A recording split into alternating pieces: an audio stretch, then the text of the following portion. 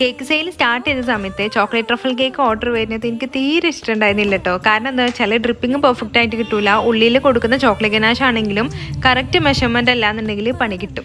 അപ്പം ഞാനിങ്ങനെ കുറേ റെസിപ്പീസൊക്കെ കണ്ട് ട്രൈ ചെയ്തിട്ട് എനിക്ക് കുറച്ച് കാര്യങ്ങൾ മനസ്സിലായി. ഇങ്ങനെയൊന്നും അല്ലടാ, നമ്മൾ ചെയ്യുന്നതൊക്കെ തെറ്റാണ്. അതായത് ഫില്ലിങ്ങിന് വേറെ മെഷർമെന്റ്, ഫ്രോസ്റ്റിങ്ങിന് വേറെ മെഷർമെന്റ്, ഡ്രിപ്പിങ്ങിന് വേറെ മെഷർമെന്റ് എന്ന് ഞാൻ കണ്ടെത്തിയിട്ടാ. അതേപോലെ തന്നെ നമുക്ക് ചോക്ലേറ്റ് ഗനാഷ് ഡബിൾ ബോയിലിംഗ് ചെയ്തെടുക്കാം, മൈക്രോവേവും ചെയ്തെടുക്കാം. പിന്നെ അതുപോലെ തന്നെ അടി കട്ടിയുള്ള പാത്രം എടുക്കാനായിട്ട് ശ്രദ്ധിക്കണം. അങ്ങനെയും നമുക്ക് ചോക്ലേറ്റ് ഗനാഷ് ചെയ്തെടുക്കാം. പിന്നെ ഒരു കാര്യം എന്താണെന്ന് വെച്ചാൽ എന്തുകൊണ്ടും വിപ്പിംഗ് ക്രീമിനേക്കാളും പെർഫെക്റ്റ് ആയിട്ട് കിട്ടുക നമുക്ക് ഫ്രഷ് ക്രീം വെച്ച് ചെയ്യുമ്പോഴാണ് കേട്ടോ.